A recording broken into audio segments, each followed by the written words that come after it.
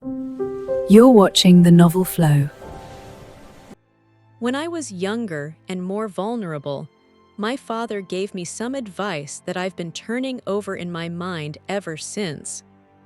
Whenever you feel like criticizing anyone, he told me, just remember that all the people in this world haven't had the advantages that you've had.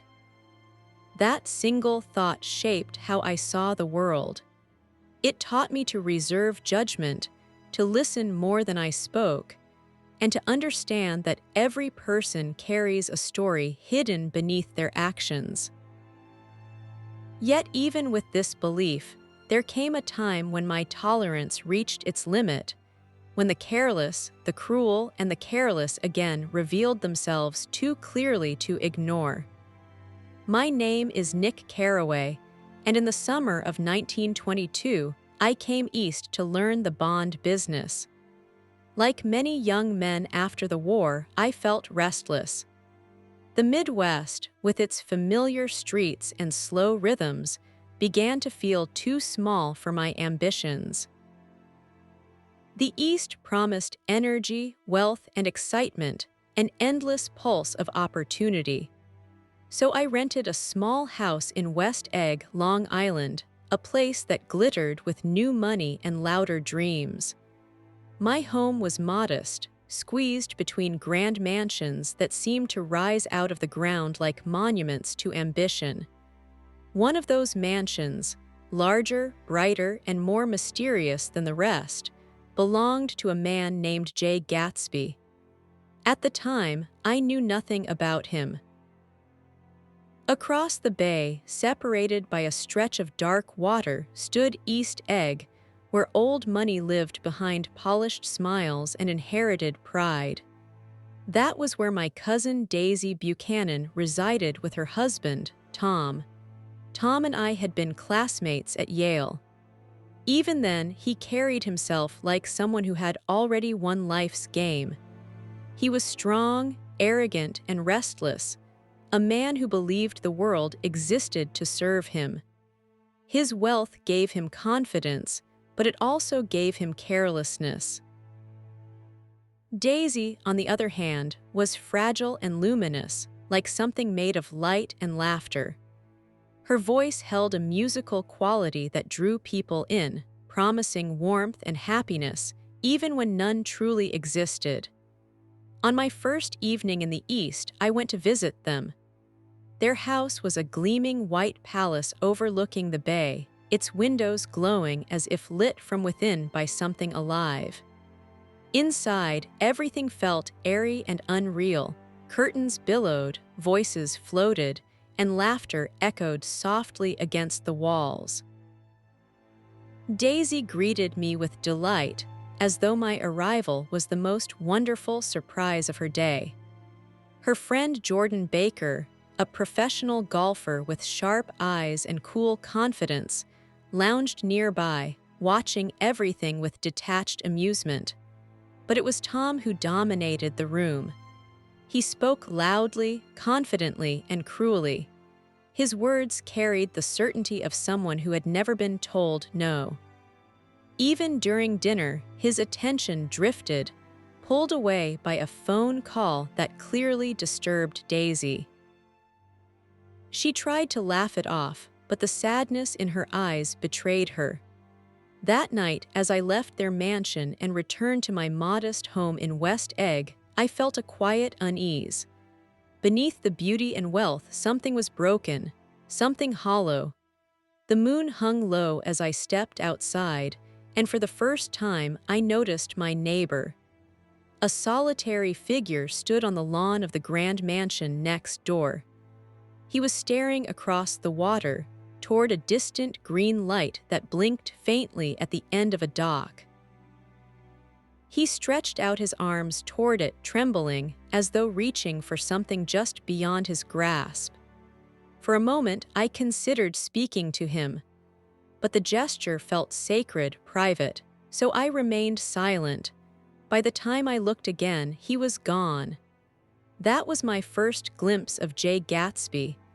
And though I didn't know it then, that quiet moment, bathed in moonlight and longing, was the beginning of a story about dreams, love, and the fragile illusion we call the American dream.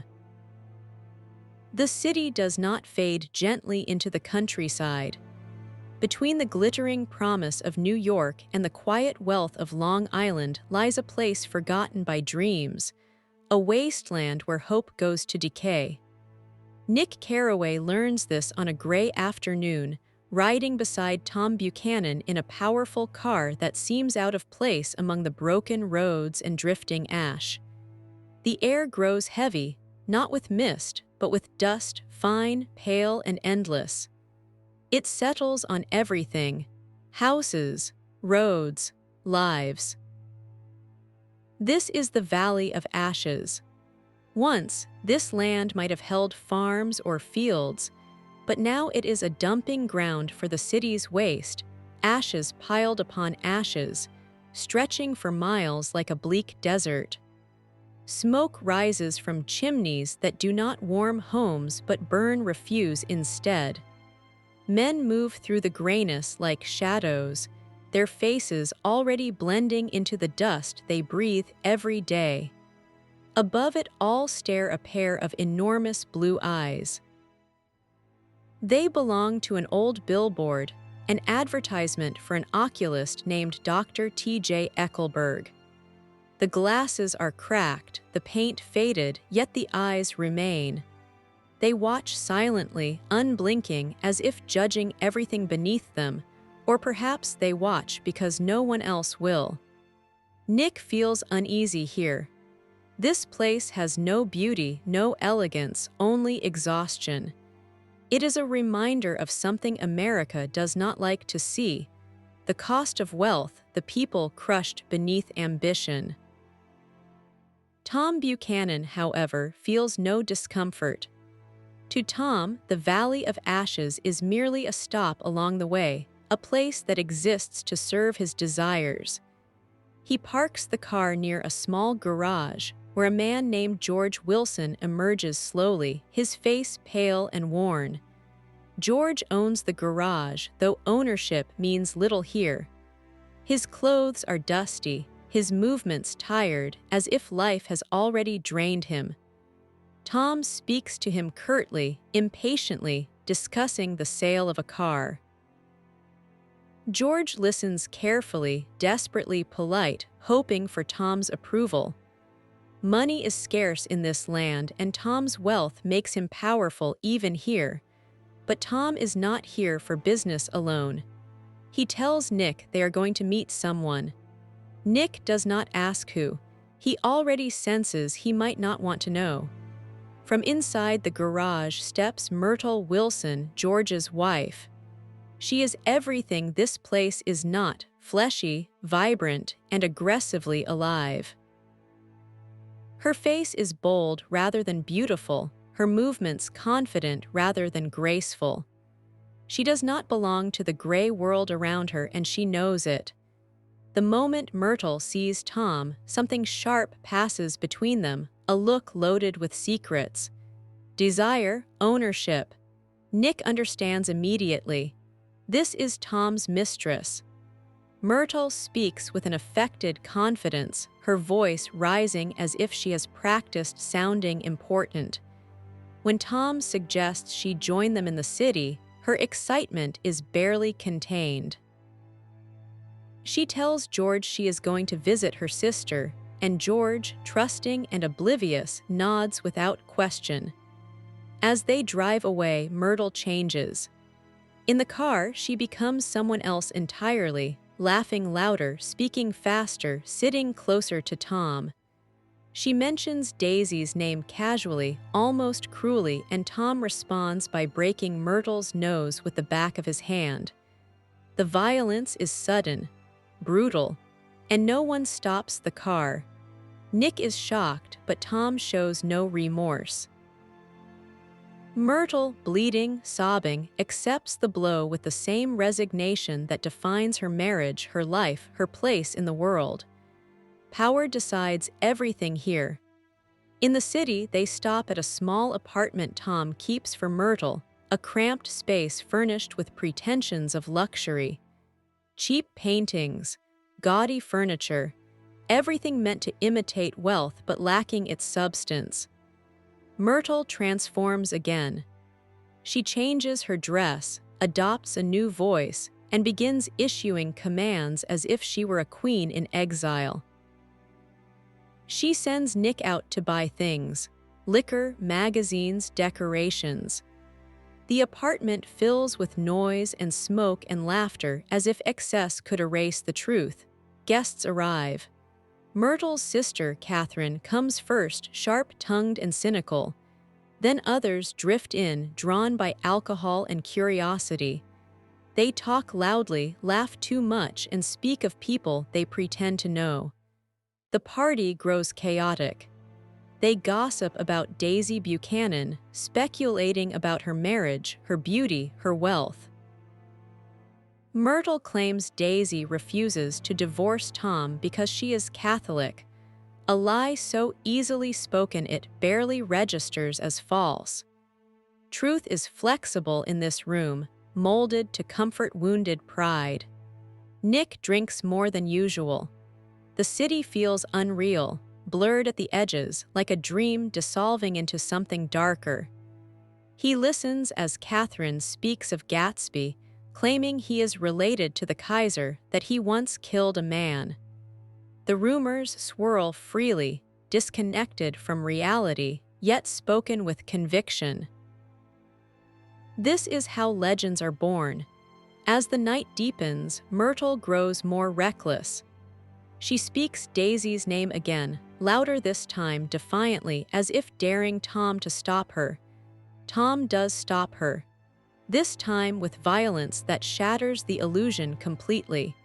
He strikes Myrtle again, breaking her nose, and the room falls into horrified silence. Blood stains her face, her dreams, her fantasy of escape. No one intervenes. The guests slowly leave, embarrassed, shaken, pretending not to see what has happened. The party dissolves into fragments, empty glasses, torn laughter, broken pride. Nick leaves too, stumbling into the night, sickened by what he has witnessed. The Valley of Ashes lingers in his mind, not just as a place, but as a symbol.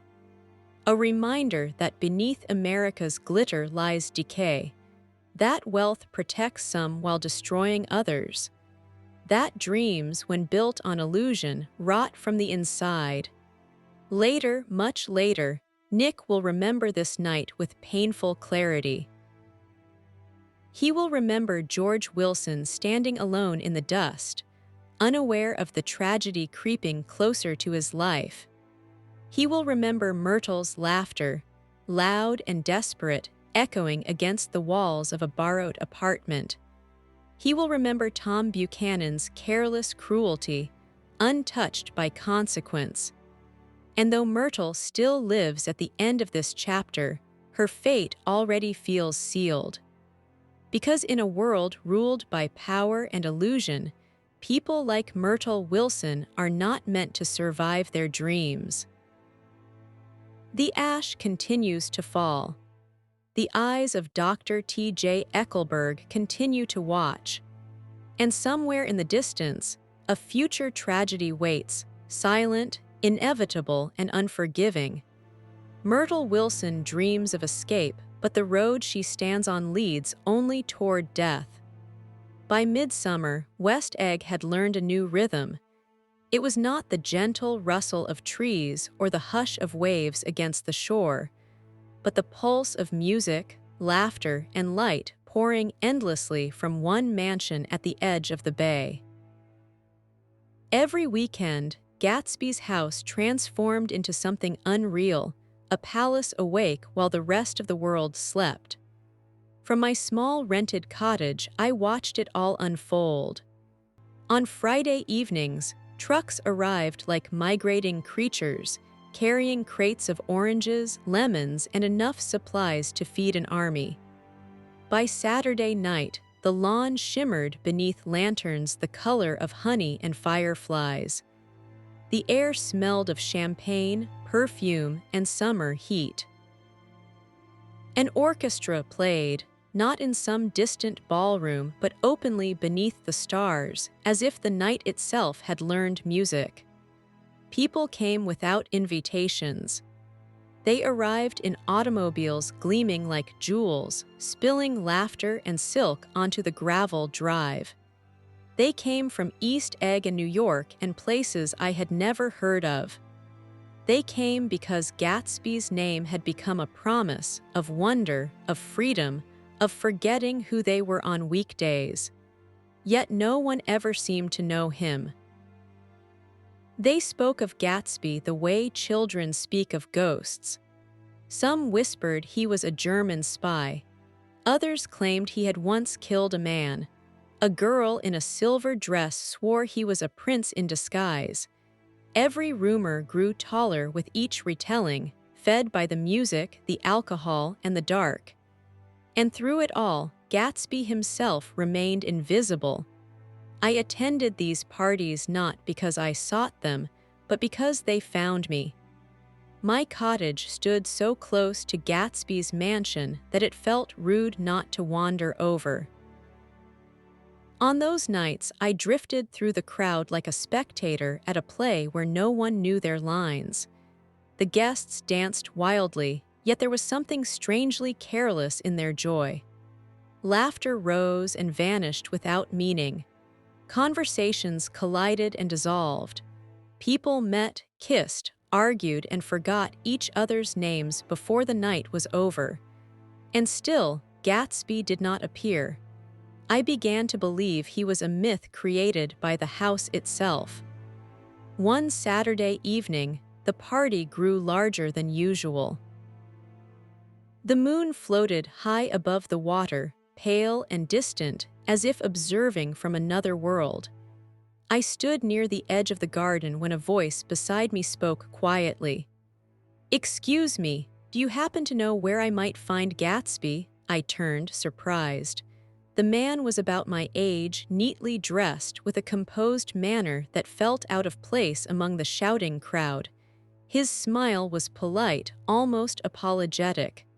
"I'm afraid I don't," I said. "I've never met him." The man laughed softly. "Neither has anyone else, it seems."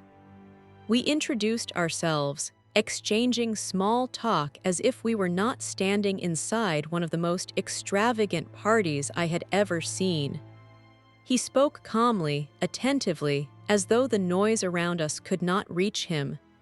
There was something comforting in his presence, a sense of order amid chaos. We talked about the war. He mentioned having served, and I felt a sudden connection, a quiet understanding that did not require explanation. For the first time that evening, the party faded into the background. Then, casually, he said, "I'm Gatsby." For a moment, I thought he was joking. I stared at him, uncertain, embarrassed by my disbelief. He did not laugh. Instead, his smile softened, almost shy. "Oh," I said at last, "I'm sorry, I had no idea." He waved the apology away as if it meant nothing. "It's quite all right. I don't expect people to recognize me." And just like that, the mystery dissolved not into disappointment, but into something quieter and sadder. Jay Gatsby did not look like a man who belonged to excess. He was not loud, nor careless, nor cruel. His voice carried a warmth that felt genuine. His eyes held a brightness that suggested hope, not arrogance. Yet there was also something fragile in him, something stretched too tightly, like a dream held for too long. We spoke for a while longer, though our conversation was interrupted repeatedly by guests calling his name, raising glasses, demanding his attention.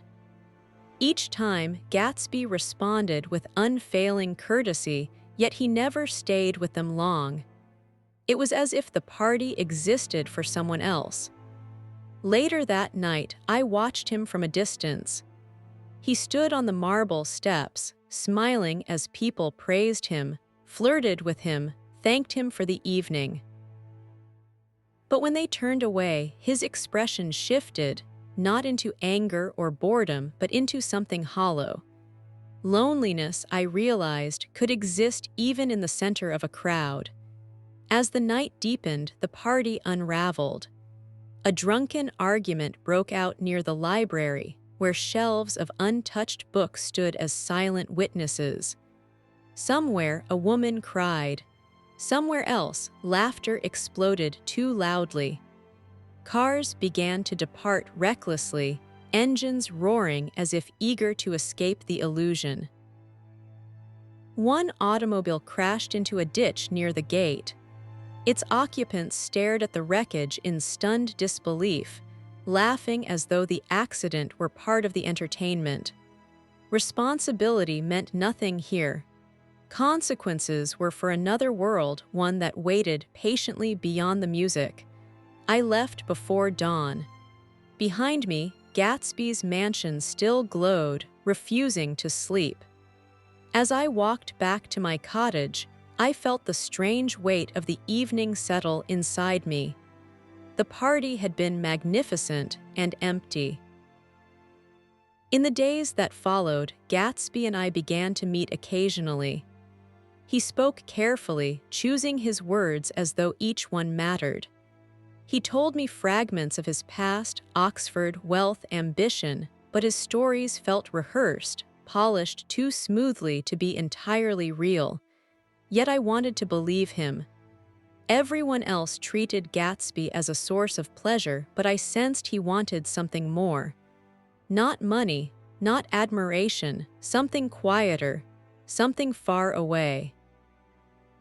Sometimes, in the middle of a conversation, his gaze would drift toward the water, toward East Egg, toward the green light. One afternoon, as we sat together in his car, he spoke suddenly as if the thought had been waiting a long time. "You see, Mr. Carraway," he said, "everything I've done has been for a reason." I nodded, though I did not yet understand. That night, another party filled the house with light and sound. But this time, Gatsby did not mingle. He stood alone at the edge of the garden, watching his guests as if they belonged to someone else. The orchestra played on. Laughter rose and fell, and Gatsby smiled. But it was not the smile of a man celebrating success. It was the smile of someone guarding a dream already beginning to break. As the last guests drifted away and the lights dimmed one by one, Gatsby remained standing there, alone beneath the stars, surrounded by echoes of a joy that had never truly been his. And in that quiet moment, I understood something unsettling. Gatsby's parties were not an escape. They were a signal, a call sent across the water, night after night, to someone who had not yet answered. And as I watched him disappear back into his vast, glowing house, I wondered how long a man could keep smiling for a dream that refused to come true. Behind Gatsby's quiet smile lived a loneliness no music could drown, and a dream already cracking beneath the weight of waiting. The rain had finally stopped, but the air still trembled with what had been left unsaid. For weeks, Nick Carraway had watched Jay Gatsby from a distance, through rumors, through whispered legends, through the glittering haze of parties that filled the summer nights.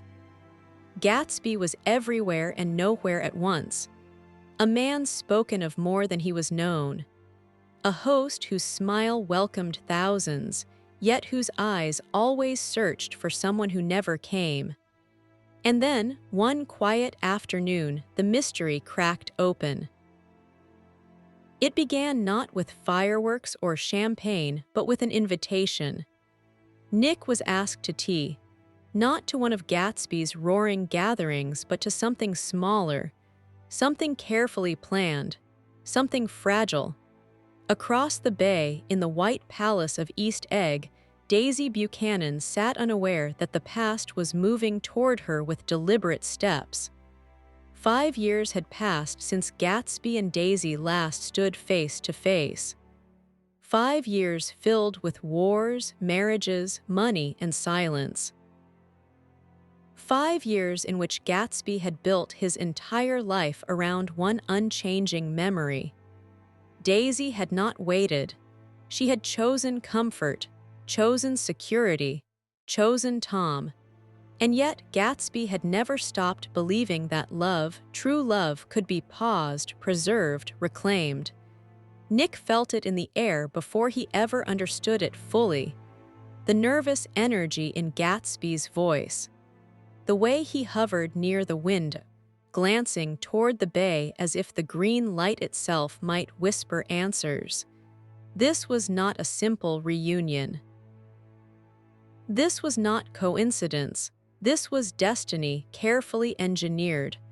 The morning of the meeting arrived wrapped in rain. Gray clouds pressed low over West Egg, mirroring the unease in Gatsby's heart. For the first time since Nick had known him, Gatsby looked uncertain. His grand confidence fractured into visible anxiety. He spoke too fast. He paced. He questioned everything. "Is everything all right?" he asked Nick again and again, as if reassurance could undo 5 years of waiting. Flowers arrived by the hundreds, flooding Nick's small cottage until it resembled a florist's shop rather than a home. Each bouquet was an unspoken apology, each rose a plea for forgiveness. Gatsby wanted perfection, not because the moment demanded it, but because Daisy did. When she finally arrived, the world seemed to hold its breath. Daisy stepped inside with the same fragile grace Nick remembered from East Egg. Her voice still carried music. Her laughter still danced like glass chimes. But beneath it, something had changed. There was hesitation now, a shadow behind her smile. And then Gatsby entered the room. For a moment, no one spoke. The past stood face to face with the present, and neither recognized the other completely. Gatsby, once a poor soldier with borrowed confidence, now stood rich beyond measure, but stripped of certainty. Daisy, once a girl suspended in possibility, now stood bound by marriage, money, and motherhood. Their eyes met. And everything they had never said rushed into that silence. Gatsby's carefully constructed composure collapsed. He knocked over a clock, time itself tipping and nearly shattering at his feet. Nick caught it just in time, but the symbolism lingered heavily in the air. Time, once broken, could not simply be set back in place. Yet Gatsby believed otherwise. The rain intensified, drumming against the windows like a heartbeat. Daisy's voice trembled. Gatsby's hands shook. They spoke of nothing and everything at once, awkward pleasantries masking emotions too large to contain. Nick, sensing the intimacy of the moment, quietly left them alone. When he returned, something had shifted. The rain had stopped. Sunlight spilled through the windows, illuminating Gatsby's face with a renewed glow. His smile had returned, not the practiced one he wore at parties, but something softer, something real. Daisy was crying. Tears fell freely now, not from sadness alone, but from the overwhelming collision of memory and reality. She had found Gatsby again, and in doing so, rediscovered a version of herself she had long buried. Gatsby, radiant and breathless, believed the dream was alive again. He took Daisy to his mansion, eager to show her everything he had built for her. Every marble stair, every chandelier, every silk shirt carefully folded in towering stacks, proof that he was now worthy of her love. They wandered through the house as though stepping through a shrine. Gatsby spoke endlessly, pointing out details, recounting stories, offering evidence of success as if love were something to be earned through wealth. Daisy listened, smiling, nodding, but her tears returned when Gatsby showered her with his possessions. She buried her face in his shirts, sobbing softly. It was not the beauty of the fabric that moved her. It was the realization that all of this, every dollar, every room, every dream, had been built around a memory she no longer fully belonged to. Gatsby misunderstood her tears as joy. He showed her the green light, the same green light he had reached for night after night. The beacon that symbolized hope, desire, the future he had imagined so vividly it felt inevitable. But now, standing beside Daisy, the light seemed less powerful. It no longer lived across the water, it stood right next to him. And yet something essential had faded. The dream, once pure because it was distant, now faced the weight of reality. Nick watched them carefully. He saw how Gatsby spoke not to the woman Daisy had become, but to the girl she once was. He spoke as if time had not passed, as if Daisy's marriage, her child, her life with Tom Buchanan were merely obstacles, not truths. Gatsby believed the past could be repeated, and Daisy, caught between memory and obligation, wanted to believe him. She laughed with him. She reminisced. She let herself drift into nostalgia's warm embrace. For a moment, she was 19 again, untouched by consequence, unburdened by choice. But moments do not last. Nick understood what Gatsby could not or would not. Love frozen in time does not grow, it waits. And waiting changes nothing. As the afternoon faded into evening, the golden light softened, casting long shadows through the mansion's halls. Gatsby's dream shimmered, but cracks had begun to form beneath its surface. He spoke of a future already planned, already decided. A future where Daisy would leave Tom, where the past would be erased, rewritten, perfected. Daisy listened, but she did not promise. Her silence spoke louder than words. Because while Gatsby's love was absolute, Daisy's was divided between longing and fear, between desire and safety. She loved Gatsby, perhaps, or perhaps she loved the idea of being loved so completely. But she did not love uncertainty. Nick saw it clearly now. Gatsby was not in love with Daisy alone. He was in love with a dream, and dreams, once touched by reality, rarely survive unchanged.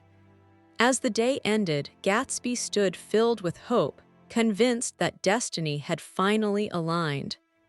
Daisy returned to East Egg, carrying emotions she did not know how to untangle. Nick walked away with the quiet understanding that something irreversible had begun. The reunion had happened, but the reckoning was yet to come. Gatsby watched the green light again that night, but it no longer felt distant.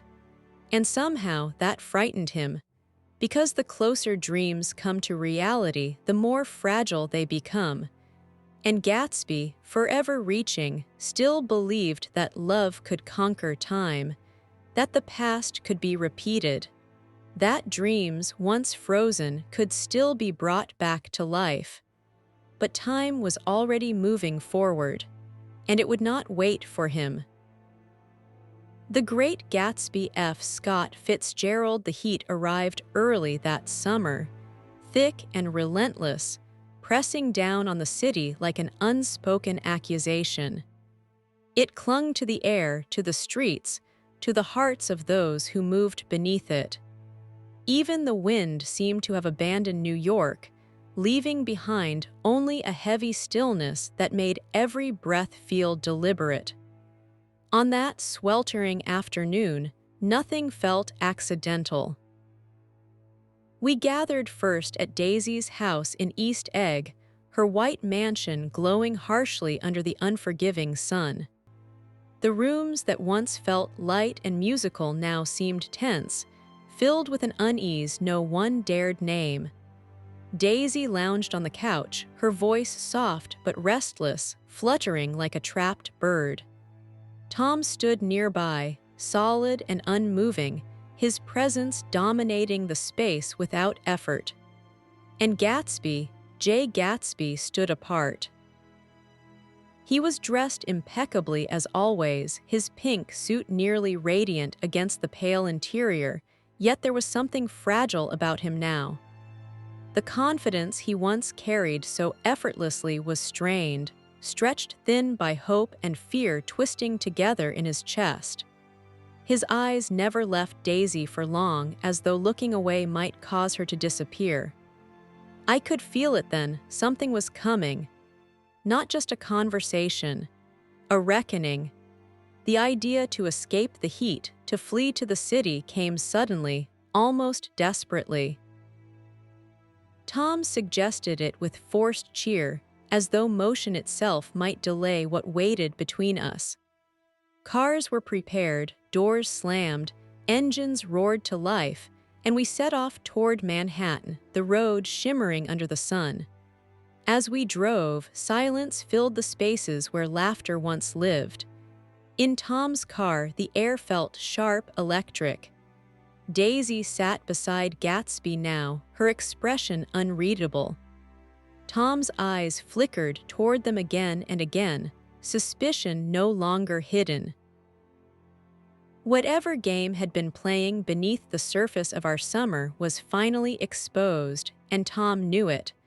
By the time we reached the city, the heat had grown unbearable. We climbed into a suite at the Plaza Hotel, a room high above the streets, where the windows framed the city like a distant mirage. The fans hummed uselessly. Sweat beaded at our temples. The walls seemed to close in, as if the room itself was listening. It was Tom who spoke first. "So," he said casually, though his voice was edged with steel, "I suppose this is the moment." No one answered. The silence stretched until it hurt. Then Gatsby stepped forward. His voice was calm, almost too calm, but beneath it trembled years of longing. "Your wife doesn't love you," he said, looking directly at Tom. "She's never loved you, she loves me." The words hung in the air like smoke. Daisy's breath caught. Tom laughed, a short, harsh sound that held no humor. He turned to Daisy, his eyes blazing. "Is that so?" he demanded. "Tell me, Daisy, tell me you never loved me." Daisy looked between them, her face pale, her confidence faltering. Her voice shook. "I did love you once." Gatsby stiffened as though struck. "Once," he repeated. "That doesn't matter. What matters is that you don't love him now. Tell him, Daisy, tell him you never loved him." But Daisy couldn't. Her voice rose, trembling with emotion and fear. "I loved you too," she cried to Gatsby. "I can't help what's past."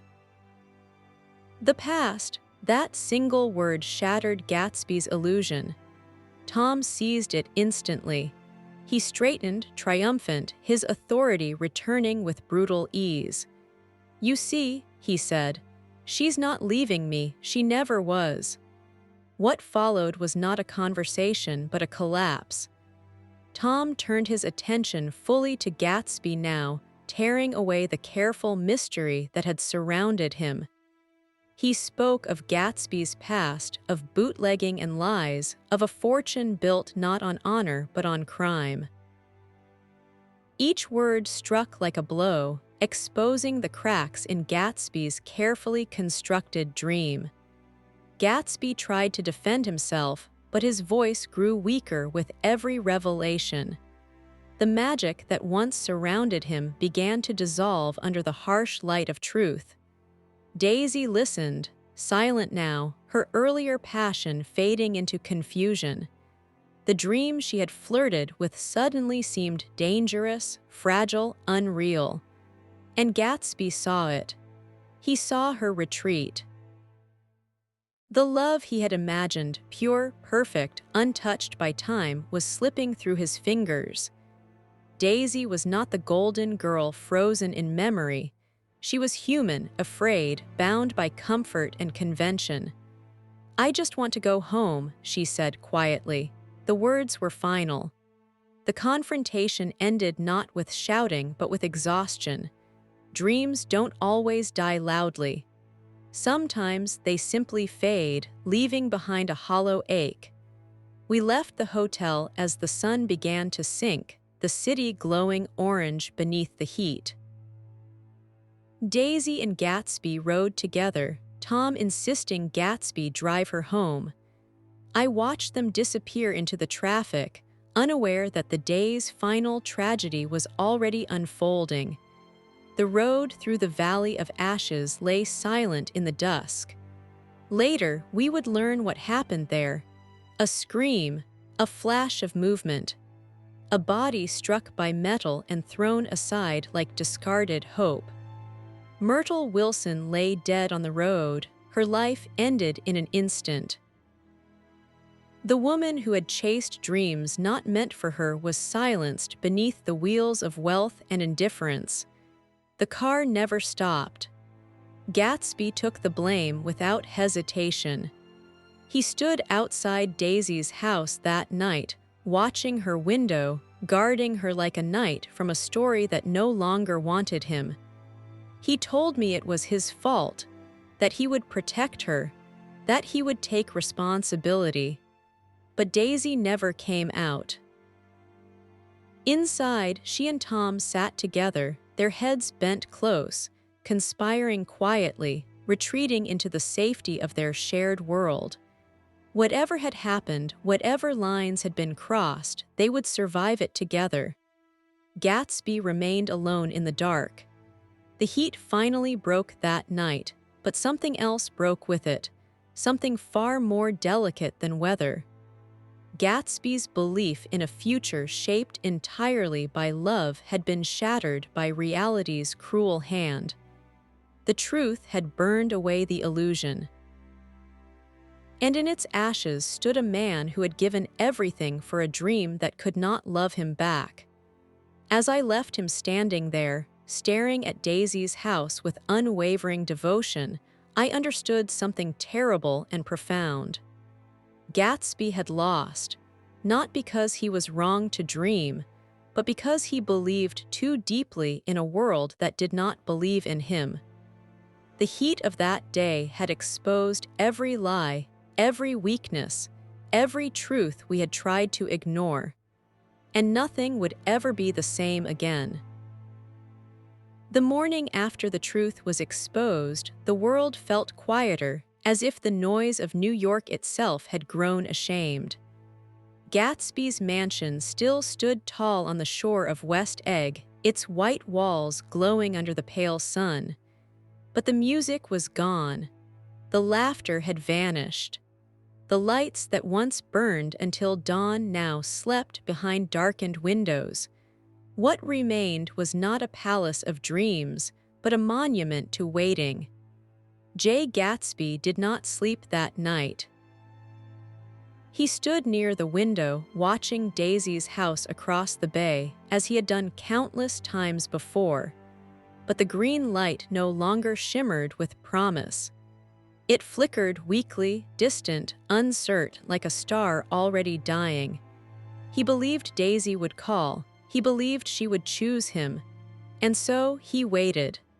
Nick Carraway came to Gatsby's house that morning with a heaviness in his chest he could not name. Something felt wrong deeply, undeniably wrong. The air itself seemed to hold its breath. Inside the mansion, Gatsby looked different. Not broken, but hollow. His immaculate smile was gone. His suits, once worn like armor, now hung loosely on his frame. The man who had once filled rooms with mystery and confidence now moved quietly, carefully, as if afraid to disturb the fragile hope still clinging to his heart. "She'll call," Gatsby said, his voice steady but thin. "She just needs time." Nick wanted to tell him the truth, that Daisy had already chosen. That she had retreated into the safety of her wealth, her marriage, her name. That love, when tested by fear, had not been strong enough. But Nick said nothing, because Gatsby's belief was the last thing he owned, and taking it from him felt like murder. Across town, Daisy Buchanan sat behind drawn curtains, her voice low, her hands trembling. Tom was with her, strong, certain, untouched by consequence. He spoke of moving away, of letting things settle, of protecting their name, and Daisy listened. Not because she loved him more, but because she was tired. Tired of choosing, tired of risk, tired of dreams that demanded courage. The past had come knocking, but she had locked the door. That afternoon, the heat pressed down heavily on West Egg. The sky was cloudless, merciless. Gatsby decided to wait by the pool, a pool he had barely used, saving it for parties, for guests, for celebrations that never quite arrived. The water shimmered blue beneath the sun. It looked peaceful. Nick had a terrible urge to stay, to say something, anything, but the city called him back. Responsibilities, obligations, the world continuing as it always did. Before leaving, Nick turned to Gatsby. "They're a rotten crowd," he said softly. "You're worth the whole damn bunch put together." Gatsby smiled then. A real smile, and for the first time it did not hide anything. Those were the last words Nick ever spoke to Jay Gatsby. Far from West Egg, in a place forgotten by the careless wealthy, George Wilson wandered through the valley of ashes like a ghost. His wife, Myrtle, was dead, struck down on the road like an animal, abandoned, unnamed, unclaimed by the people who had used her. Her dreams had been small, desperate, loud.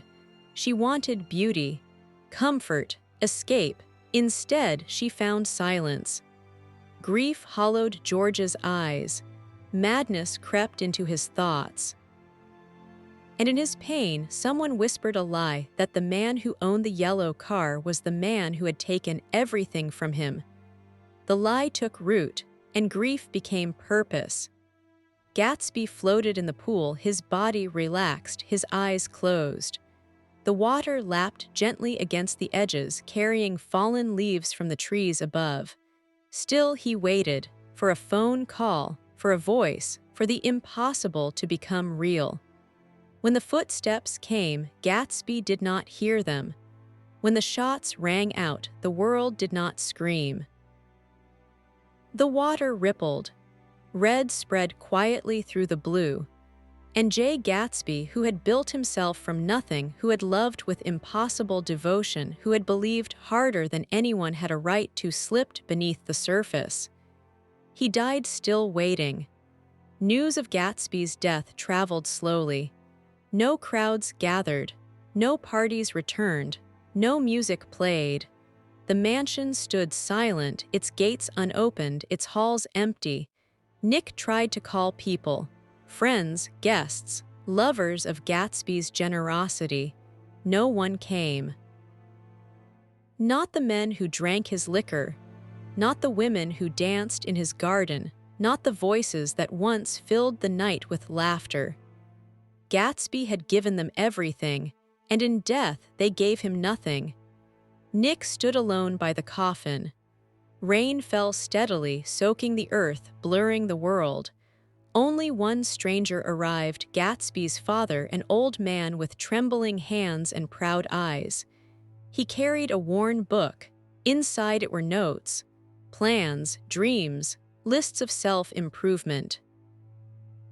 Proof that Gatsby had never been careless, that he had believed in becoming something better. "That's my son," the old man said quietly, and Nick understood then. Gatsby had not been foolish, he had been hopeful. After the funeral, Nick felt something break inside him. The East no longer glittered, its promise felt rotten. Its dreams felt false. Tom and Daisy vanished, retreating into their money, their carelessness, their protected lives. They left behind destruction and never looked back. They were not evil, they were worse, they were careless, and the careless always survive. Nick returned one last time to Gatsby's house. The grass had grown wild, the pool was still, the shore lay quiet under the moonlight. Across the water, the green light burned faintly, no longer a symbol of hope but of distance. It was never about Daisy. It was about belief, about reaching for something just beyond your grasp, about dreaming so fiercely that reality bends, even if only for a moment. Gatsby believed in the future, even when the future did not believe in him, and so Nick left the East. But he carried the story with him because Gatsby was not just a man. He was the dreamer we all are at some point, reaching forward, believing tomorrow will be kinder than today. The world pushes us back. Time moves us away. Yet still we dream. Still we reach. So we beat on, boats against the current, borne back ceaselessly into the past. And somewhere, across dark water, a green light still burns.